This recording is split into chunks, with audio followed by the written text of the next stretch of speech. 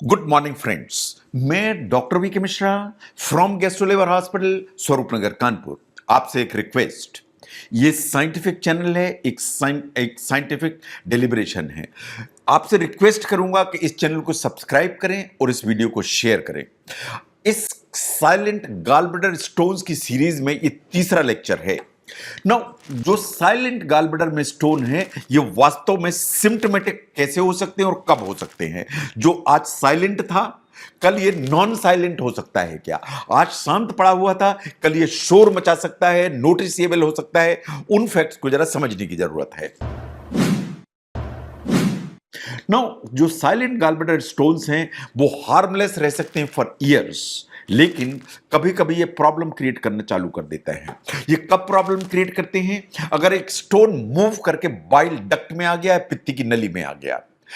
अगर जो स्टोन्स है वो मल्टीपल हुए और तेजी से साइज में बढ़ना चालू हो गए, या जो गॉलब्लैडर है वो अंदर ही से इरिटेट होने लगा और इन्फ्लेम हो जाता है।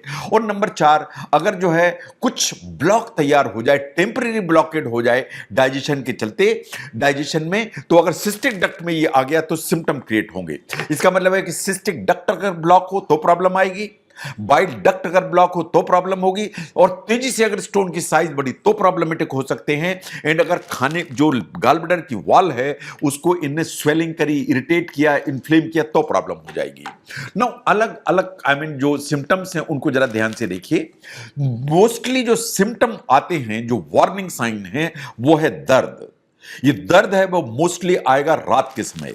ये रात के समय आएगा, ये दर्द यहां आएगा, ये दर्द ऊपर की तरफ चढ़ेगा, ये दर्द पीछे की तरफ जाएगा, दोनों पसलियों के नीचे से जाएगा।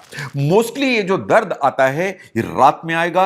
आपने खाना खाया, खाना खाने के बाद आप सोए, उसके 1.5 से 2 घंटे के बाद आएगा। ये जो दर्द आएगा यूजुअली आएगा अगर आपने हेवी या ऑयली मील लिया हुआ है। जब ये दर्द होगा इसके साथ नौशिया होगा, हो सकता है कि इसके साथ वॉमिटिंग हो जाए। इट इज क्वाइट पॉसिबल कि जो दर्द है वो इतना तेज हो और ऊपर की तरफ आए कि आप हार्ट के अस्पताल में पहुंच जाएं कि कहीं मुझे हार्ट अटैक तो नहीं हो रहा है, और अंदर से बहुत ब्लोटिंग की फीलिंग आएगी। ये है typical attack of gallbladder stones, या जिसे कहते हैं बिलियरी कॉलिक। जो कॉम्प्लिकेशंस होंगे उनको जना एक बार समझिए। अगर गॉलब्लैडर में इन्फ्लेमेशन हुआ या स्वेलिंग हुई तो इसे कहते हैं कॉलिसिस्टाइटिस। अगर जो पित्ती की नली है उसमें ब्लॉक हुआ तो जॉन्डिस डेवलप हो जाएगी। अगर जो बिलियरी सिस्टम है उसमें इंफेक्शन हुआ है स्टोन के चलते, उसे कहते हैं कोलिंजाइटिस। और डाइजेस्टिव जो सिस्टम है, डिस्कंफर्ट है, उसके चलते प्रॉब्लम होंगी, इसे कहते हैं डिस्पेप्सिया। ये बात बिल्कुल सही है कि जो साइलेंट गॉलब्लैडर स्टोन्स हैं, क्या वो हमेशा ट्रीटमेंट मांगते हैं? क्या आपकी जांच हुई, उसमें स्टोन निकले, आपको कोई प्रॉब्लम नहीं है, क्या आपको तुरंत इलाज की जरूरत है? ये बात बिल्कुल सही है कि सबसे ज्यादा कॉमन कंसर्न है कि जैसे ही आपको पता लगता है कि स्टोन है तो अब मुझे क्या करने की जरूरत है? क्या आपको तुरंत ऑपरेशन कराने की जरूरत है? क्या मोस्ट ऑफ द टाइम ये जो स्टोन्स होते हैं, ये साइलेंट गॉलब्लैडर स्टोन्स होते हैं, ये अर्जेंट ट्रीटमेंट नहीं मांगते हैं, ये अर्जेंट इंटरवेंशन या अर्जेंट रिमूवल नहीं मांगते हैं। इस सच्चाई को आपको समझने की जरूरत है। आपको वेट एंड वॉच करने की जरूरत है। अगर आपको कोई सिम्टम नहीं है, आपको वेट एंड वॉच करने की जरूरत है। आपका जो गॉलब्लैडर है वो नॉर्मली काम कर रहा है, आपको कोई सिम्टम नहीं आएंगे, आपको कोई जो है ना कॉम्प्लिकेशन नहीं, आपने अल्ट्रासाउंड कराया, कॉम्प्लिकेशन कुछ नहीं है, आपको वॉच करने की जरूरत है। अगर आपके स्टोन की साइज स्टेबल है, इंक्रीज नहीं कर रही साइज में, तो आपको वॉच करने की जरूरत है। लेकिन जितने भी साइलेंट गॉलब्लैडर स्टोन्स हैं उनके लिए क्या किया जाना चाहिए? ये जो ट्रीटमेंट है ये इंडिविजुअल है, ये बेस्ड है आपकी ओवरऑल हेल्थ पर, आपके रिस्क फैक्टर्स पर, आपकी मेडिकल हिस्ट्री पर।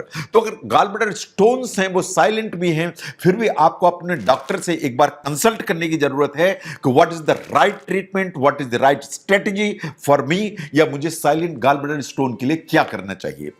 अगर आपको साइलेंट गॉलब्लैडर स्टोन्स हैं तो भी ये एडवाइज्ड है कि आपको पीरियोडिक मॉनिटरिंग करने की जरूरत है, आपको फॉलो अप अल्ट्रासाउंड करने की जरूरत है कि आप आपका गॉल ब्लैडर कैसा चल रहा है। अब उसमें आपकी स्टोन की साइज एंड स्टोन के नंबर को वॉच करने की जरूरत है। आपको जो गॉल ब्लैडर है उसमें जो स्ट्रक्चरल चेंज है उनको समझने की जरूरत है, क्योंकि स्ट्रक्चर में कोई परिवर्तन तो नहीं हो रहा, और अपने सिम्टम्स को वॉच करने की जरूरत है। तो periodic monitoring is required even silent gallstone के लिए। तो बिल्कुल गॉल ब्लैडर में स्टोन है, साइलेंट है, लेकिन ये पीरियाडिक मॉनिटरिंग की जरूरत है। ऐसी नहीं कि कोई प्रॉब्लम नहीं तो आंख बंद करके बैठ गए ना। मॉनिटरिंग से हमें एडवांटेज ये होगा कि कोई कॉम्प्लिकेशन हो उसके पहले ये क्लियर हो जाना चाहिए कि कहीं कोई कॉम्प्लिकेशन आने वाले तो नहीं है, ताकि उसको मैनेज किया जाए ना। बहुत लोग जिन्हें साइलेंट गॉल ब्लैडर होते हैं वो अपनी लाइफ बिना किसी रिस्ट्रिक्शन के चलाते रहते हैं। उनको ईटिंग में किसी रिस्ट्रिक्शन की जरूरत नहीं है, वर्किंग में किसी रिस्ट्रिक्शन की जरूरत नहीं है, फिजिकली एक्टिविटी में किसी रिस्ट्रिक्शन की जरूरत नहीं है। ये गॉल ब्लैडर में स्टोन है, साइलेंट है, ऐसे ही पड़े हुए हैं।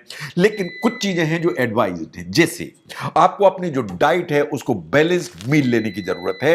हैवी फैटी फूड को ना लेके एक बैलेंस्ड मील को लेने की जरूरत है। जो एक ओवर ईटिंग की जो हैबिट होती है एक बार में उसको शायद बचाने की जरूरत है। पानी खूब पीने की जरूरत है ताकि हाइड्रेशन ठीक रहे। और कोई भी नया सिम्टम आपके पेट में अपीयर होता है, आपने डॉक्टर से बात करने की जरूरत है। अगर आपका वजन ज्यादा है तो वजन कम करिए, ओबेसिटी कम हो जाएगी। आपका वजन कम होगा तो सिम्टम्स आने की संभावना कम हो जाएगी। तो अगर आप ये लाइफस्टाइल चेंज करते हैं तो ऐसा नहीं है कि गॉल ब्लैडर स्टोन्स जो है ना खत्म हो जाएंगे, लेकिन ओवरऑल आपका जो डाइजेस्टिव डिस्कंफर्ट है वो कम रहेगा। नाउ बॉटम लाइन यही है फ्रेंड्स कि जो साइलेंट गॉल ब्लैडर स्टोन्स हैं वो बहुत कॉमन है। वो इंसिडेंटली सामने आ जाते हैं, आप अल्ट्रासाउंड कराते हैं तो ये डिस्कवर होते हैं बाय चांस। लेकिन ये इस तरह के जो स्टोन्स हैं ये सालों साल पड़े रहते हैं बिना किसी प्रॉब्लम क्रिएट किए। तो इन मेनी केसेस ये हार्मलेस होते हैं और इनको सिर्फ मॉनिटरिंग की जरूरत पड़ती है, इन कुछ करने की जरूरत नहीं है। लेकिन अगर इनकी साइज में चेंज हो रहा है, इनकी पोजीशन में चेंज हो रहा है, इनके नंबर तेजी से बढ़ रहे हैं या गॉल ब्लैडर की वॉल थिकनेस बढ़ रही है, अगर मॉनिटरिंग में ये 4 फैक्टर सामने आते हैं तो अपने डॉक्टर से कंसल्ट करने की जरूरत है कि कहीं ये जो स्टोन्स हैं इनको ट्रीट कराने की जरूरत तो नहीं है। अगर जो गॉल ब्लैडर स्टोन्स के सिम्टम्स को समझने में इस वीडियो ने आपको हेल्प की तो जरूर शेयर करें। मैं doctor V K Mishra from gastro लेबर hospital, Swaroop Nagar, Kanpur. Thank you very much.